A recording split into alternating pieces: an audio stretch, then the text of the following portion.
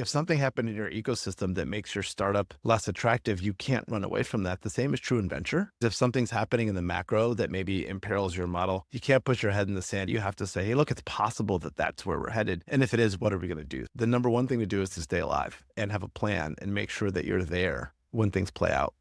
It's the week of December 2nd. Welcome to the Learning Corner, a Precursor Ventures podcast. Welcome to the Learning Corner by Precursor. I'm Mia Farnham, and I am joined by our GP and managing partner, Charles Hudson, where we'll be talking through the articles and good reads that caught our team's attention from the past week. Our first article is by Chris Neumann, titled "In Silicon Valley, No Answer is an Answer." Chris writes about a unique but pretty well-known cultural phenomenon in the tech world, where non-responses from investors, founders, and partners often carry implicit meaning. The piece dives into how this norm of letting things drift can oftentimes lead to confusion, misaligned expectations, and wasted time. Neumann argues that learning to read between the lines and recognize when silence is, in fact, a form of rejection, in some cases just for now, is an essential skill for navigating the ecosystem. His perspectives shift the burden onto the person seeking clarity to take control of their time and energy. At Precursor, we do really try to close the loop on as many conversations with founders as possible, and that's inclusive of the submission form on our website.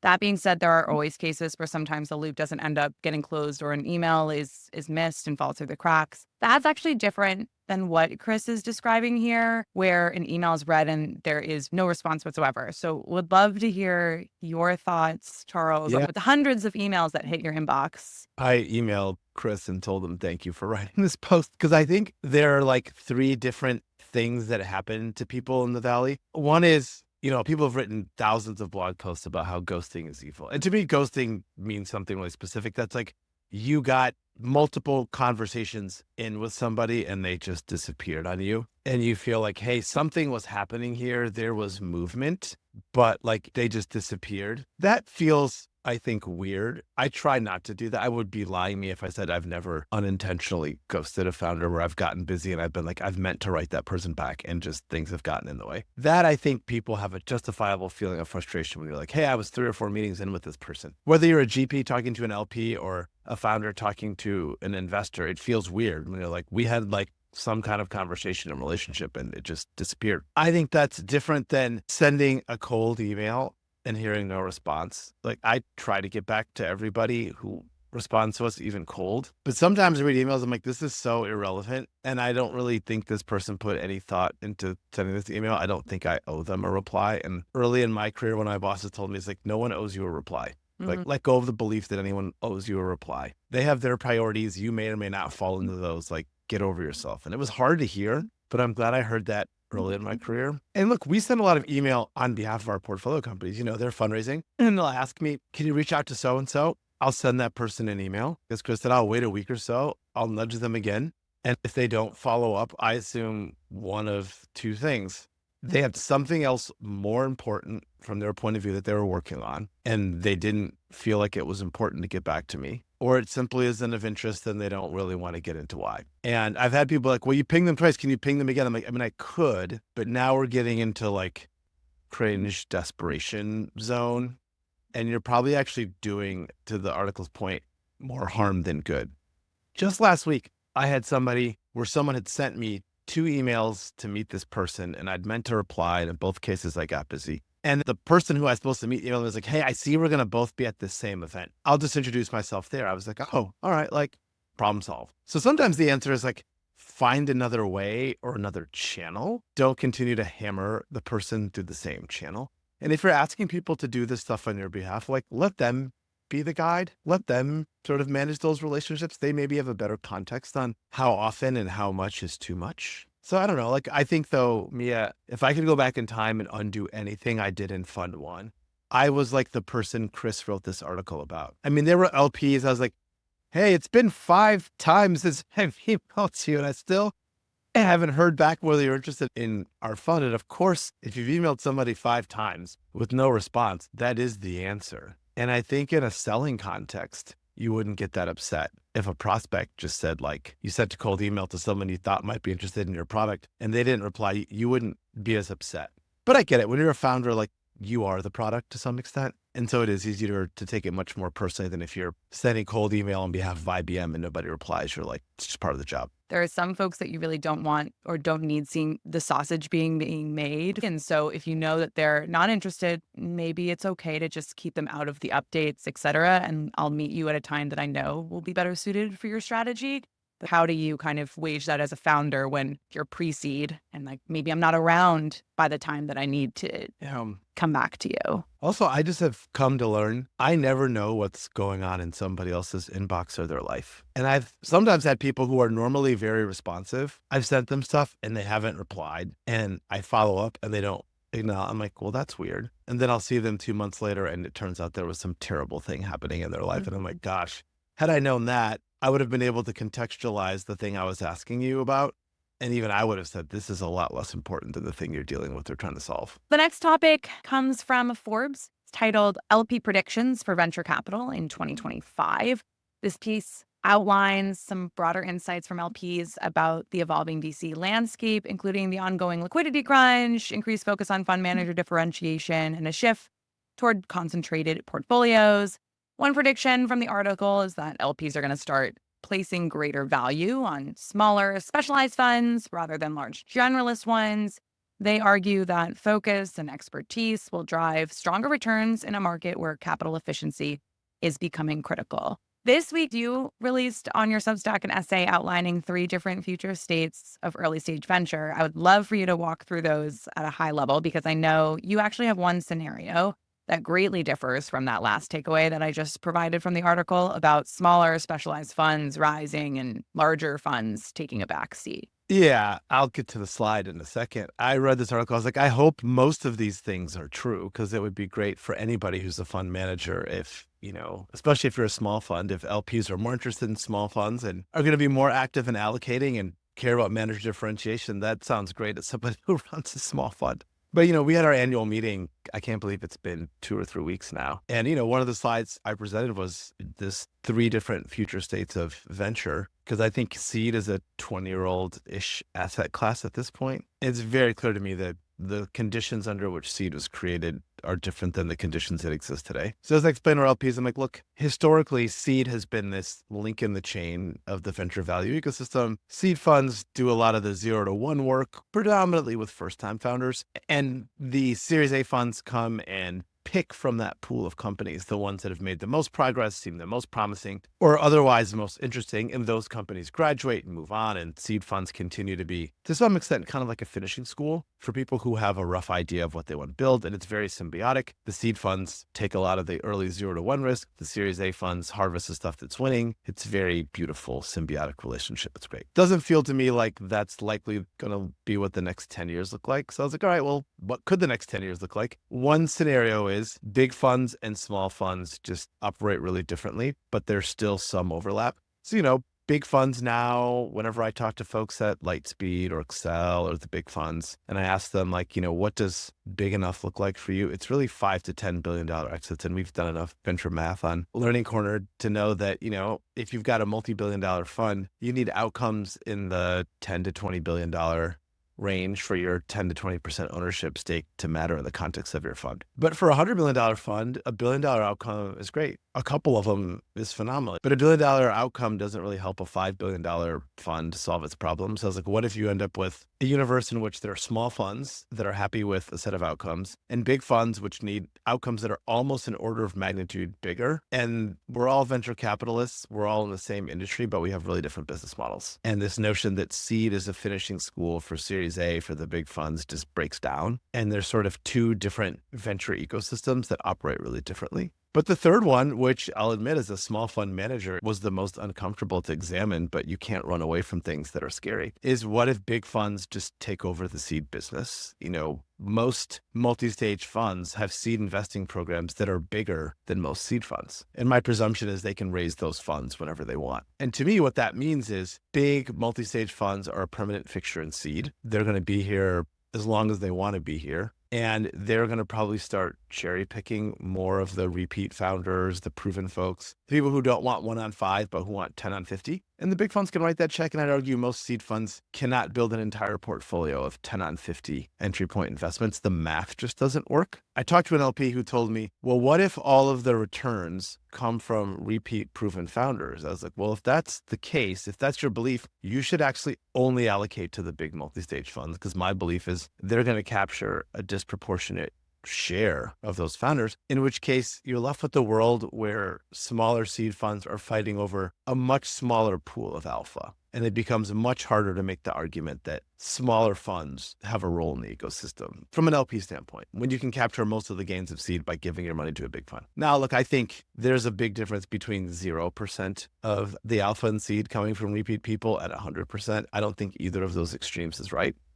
But the closer you get to 65, 75% of the dollar returns in seed coming from the pool of people that are likely going to be attracted to multi-stage funds, the harder the case is to make for being a small seed specialist manager. And I think in the same way I would tell a founder, hey, if something happened in your ecosystem that makes your startup less attractive, you can't run away from that. The same is true in venture, is if something's happening in the macro that maybe imperils your model, you can't put your head in the sand and you can't also wish it away. You have to say, hey, look, it's possible that that's where we're headed. And if it is, what are we going to do? So, I have lots of thoughts about what we would do if it turns out we're in some combination of world 2 and world 3. And, the number one thing to do is to stay alive. It's to stay alive and have a plan and make sure that you're there when things play out, just like it is with a startup. One of the quotes from Integra Global Advisors was 2025 will be one of the best VC vintages in many years. While in an aggregate on an index level, I can get on that train. I do feel like we're missing some caveats here that could quickly shift how successful your fund could be, even if you start in a really favorable year for fund managers. So would love to know what those could be from your POV. And I feel like we touched on a little bit of those in your last response. I also think like this whole notion that 2025 is going to be a great vintage year. I'm like, I think every year is going to be a great vintage year. I'm an optimist, but you don't know for 7 to 10 years. So I actually don't know what you do with that information. If someone says 2025 is going to be a great year, I'm like, great, you should allocate now. But you're still not going to know for 7 to 10 years. I think the biggest delta for the 2023 to 2026 vintage funds, I think is going to be what happens with AI. If you just look at the amount of venture dollars that have gone into that theme, and you know me, Mia, I'm not a thematic investor. I think we're basically, the venture business is leveraged to AI right now. If AI turns out to produce tons and tons of winners, or even a few mega winners like OpenAI or Anthropic, it's very possible that like those will look like great vintages. If it turns out that AI doesn't perform to expectations, there are so many venture dollars crowded into that theme. I'm not sure how any of those vintages look great at an index level. So it's funny. I think a lot of people said 2024 is going to be a great vintage because it's so hard to fundraise. And I'm like, but if everyone thinks it's going to be a great vintage because it's hard, people still have to allocate. Final topic is an article from The Economist. It's titled, Has Sequoia Capital Outgrown Its Business Model? The article examines how Sequoia, one of the most iconic names in venture, is adapting to a vastly different competitive landscape. It highlights the firm's efforts to return to its roots, focusing more on early-stage investing while grappling with the challenges of maintaining its dominance in a market flooded with new entrants. The piece notes, quote, the number of smart founders is not a function of the amount of money available. I think you actually said something quite similar a few podcasts ago. This highlights the increasingly crowded field of venture capital where firms vying for a limited pool of high-quality opportunities. To combat this, Sequoia is deploying a handful of strategies like scaling down its international operations, doubling down on initiatives like ARC, its startup school, and more. So whether or not you believe that Sequoia should feel like they need to make massive changes to stay at the top of their game, on a more general note, it's clear that venture firms adapt in cycles in response to market shifts. I feel like we're probably experiencing one right now, as opposed to being more proactive and being more adaptable and knowing that we can't be comfortable forever. So from your perspective, Charles, this ties into something that you were alluding to in the last topic. What are some of the things that Precursor maybe had to embrace or deploy to continue growing irrespective of a turbulent market? Yeah, I mean, look, I would never bet against Sequoia. They're incredibly good at what they do. They've been very good across generations for a long time. And whenever I talk to the partners there, they have almost maniacal paranoia about staying on top. And I find when you have maniacal paranoia about staying on top, you tend to adapt and change and be aggressive. And so I would be the last one to suggest that Sequoia's in deep trouble. They're quite good at what they do. But I do think that line you mentioned, for me, is the fundamental question I have about venture right now. As more money floods into this asset class and as more money gets concentrated in a smaller number of companies, I think that the number of really successful people who start companies is an independent variable to capital. It'd be great if just pouring more money into venture meant more smart people would have good ideas. I think it's the other way around. I think in general, it's money that chases good ideas, not money that creates good ideas. I think a lot about our firm 10 years ago, simply being a pre-seed focused fund was a differentiator. It isn't anymore. There are lots of other people who've recognized that pre-seed is interesting. And so we've had to broaden the way we talk about what we do. And we do some pre-seed and seed now, whereas in the beginning, it was mostly pre-seed. I would say in the beginning, I didn't feel like we needed to spend as much time with repeat founders because I didn't think that was our thing. And I was pleasantly surprised by the number of those folks who were interested in taking our capital. But those investments happen on prices and terms that are very different than our core model. And getting comfortable with that idea took me some time. There's been a lot of things we did, ironically, that people do now. Like we started doing 30-minute video or phone meetings only as a first meeting, I want to say in 2017 and 2018. And that was largely because San Francisco traffic was so bad that asking people to come to Union Square, where our old office was, didn't make any sense. So I was like, let's just do the first one. And I remember LPs were like, how can you get to know people on the phone and on video? It's like, it's what we do. And we started doing fintech in Africa. And a lot of our LPs were like, gosh, I don't know how to. So I don't know. I think you have to always ask yourself, like, where are the opportunities and like, what are the things that we could be doing that we aren't doing and why aren't we doing them? I think nowadays, on the one hand, pre-seed's a lot more competitive than it used to be. But I'm also like, we've been doing it long enough that we have a pretty good brand. So I'm glad we started 10 years ago. I tell a lot of fund managers, I couldn't pull out the deck we used for Precursor 10 years ago and raise on that deck today because the world is different. To raise a brand new fund today, I'd need a really different story and approach than we needed 10 years ago. And the irony is like, the reason it was a great idea to start 10 years ago is because most people thought it was a bad idea to do pre-seed. So I'm always asking myself, like, what are the things that other people think are bad ideas today that will feel like good ideas in a few years? And that's also like the website submissions. A lot of people are like, why would you spend time on that? I'm like, well, because eventually, if we can get good and convincing people that applying on the website gets real eyes on your business plan and you could actually get money that way, it basically uncaps the number of people we can meet top of funnel. And a lot of people are like, well, I don't want to deal with cold website. I'm like, great. By the time it's important to be good at it, we'll be good at it because we've been working at it for many years now. And I'm always asking myself, like, what are the things that people think are like not important or not good ideas today that 3 to 5 years from now you'll want to be good at? The article also mentions Sequoia's attempt to build deeper founder relationships through programs like ARC, which is their startup school. So it's very common for multi-billion-dollar funds to have accelerators and incubators and studios within the fund. But do you think that this high-touch, hands-on approach is a necessary component for all types of VC funds to stay competitive in the earliest stages? I have sort of a weird view of how competition works in venture. I think most people in venture compete with a really small set of people that they consider to be their peers. And the rest of the industry to them is noise. And when I talk to people at the really large multi-stage firms, while they're theoretically concerned about smaller seed firms that are nipping at their heels, they spend most of their time worrying about, are we beating our peer set of firms for the most competitive? So, if you're at Lightspeed, like, am I beating Index, Excel, Greylock, and Sequoia for the deals I really care about? Because when you lose at that level, that's generally who you lose to. And so my belief is that, like, if firms at that level feel like they want to make investments in these programs, I think it's only to attract a really specific founder archetype and one that they feel like having this program gives them an edge. I mean, that was the whole original thesis for these platform teams, is that it would give you either a marketing edge in winning deals or it'd give you a post-winning improvement in your odds of success advantage because your platform team would help those founders, solve problems or whatever. And it almost doesn't matter which one of those things is true. It could be either or both. I think there was a window of time where having a platform team, if other people didn't have it, was an advantage. Now they all have them. So they're table stakes. You don't get bonus points for having one. And so I think like Andreessen's got Speedrun, Sequoia's got ARC. I think there's always going to be an arms race for the big funds to figure out what can we do. Some of them have technical fellows, but there's always going to be a desire to get in front of the top 1% of founders and to build that relationship 3 to 6 months earlier than your competitors and to build it deeper and better. So the fact that they're continuing to innovate tells me that they feel like they can't be complacent. Well, we are all out of time today. Thank you, Charles, for joining. Thank you to our listeners for tuning in. Please like and subscribe, and we will talk to you all next week. Thank you. Bye. Bye.